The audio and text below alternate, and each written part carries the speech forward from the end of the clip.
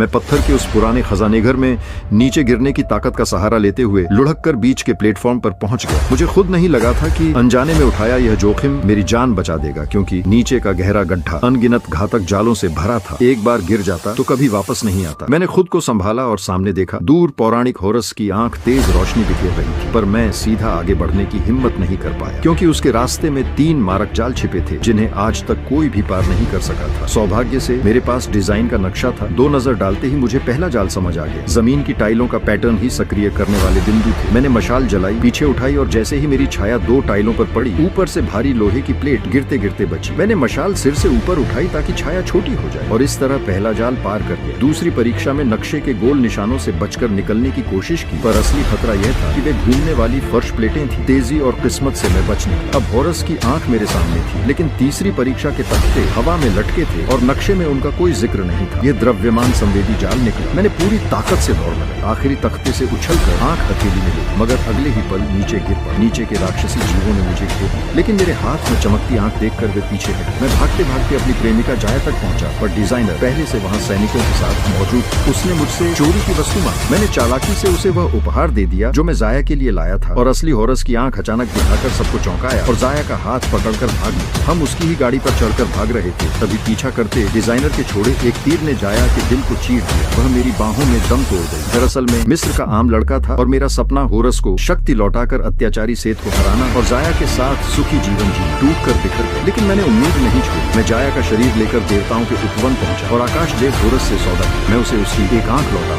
बदले में वह जाया को वापस जीवन दे। शक्तिहीन होने के कारण होरस मुझे रोक नहीं पाया और अंततः मेरी शर्त मानी। उसने मंत्र पढ़े पर जाया की आत्मा नहीं मिली, इसलिए हम मृत्यु देव अनुबिस के पास गए। अनुबिस ने जाया की आत्मा को बुलाया और सीधे उसे परलोक के द्वार की ओर ले जाया। मैंने उससे गुहार लगाई कि वह जाया का पुनर्जन्म किसी अच्छे घर में करे, पर उसने कहा कि नियम कठोर होते हैं, गरीब और साधारण आत्माओं को विशेष अवसर नहीं मिले। मैं बस हेल्पलेस देखता रहा कि जाया आत्माओं की लंबी पंक्ति में शामिल होकर पुनर्जन्म द्वार की ओर बढ़ गई। मेरी आखिरी उम्मीद होरस थी। मैंने उसकी आंख उसे लौटा और उसने आधी शक्ति पाते हुए मुझे बताया केवल राजा परलोक से आत्मा को वापस बुला सकता है। लेकिन मेरे लिए अभी एक उम्मीद बची। जाया को पुनर्जन्म द्वार तक पहुंचने में 7 दिन लगे। अगर होरस इन 7 दिनों में अपनी दूसरी आंख भी वापस पा ले, सेत को हराकर मिस्र के सिंहासन पर दोबारा बैठ जाए, तो वह जाया को वापस लौटा सकता है। हम तुरंत निकल पड़े। उधर सेत को पता चला कि उसकी छुपाई हुई आंख एक सामान्य मानव यानी मैंने चुरा ली। उसने आदेश दिया कि मुझे पकड़ कर लाया जाए, जबकि उसे पता भी नहीं था कि आंख अब होरस के पास है। दूसरी आंख वह खुद संभाल कर रखता था, इसलिए उसे हराए बिना पाना असंभव था। होरस कमजोर होने के कारण अपने दादा सूर्यदेव से मदद लेने सबसे ऊंचे पर्वत पर पहुंचा, जहां देवताओं का आकाश द्वार था। सूर्यदेव ने उसे अस्थायी शक्ति दी जिससे वह उड़कर लड़ सके। उसी समय सेत विद्रोही देवताओं को मारता हुआ अपनी पूर्व पत्नी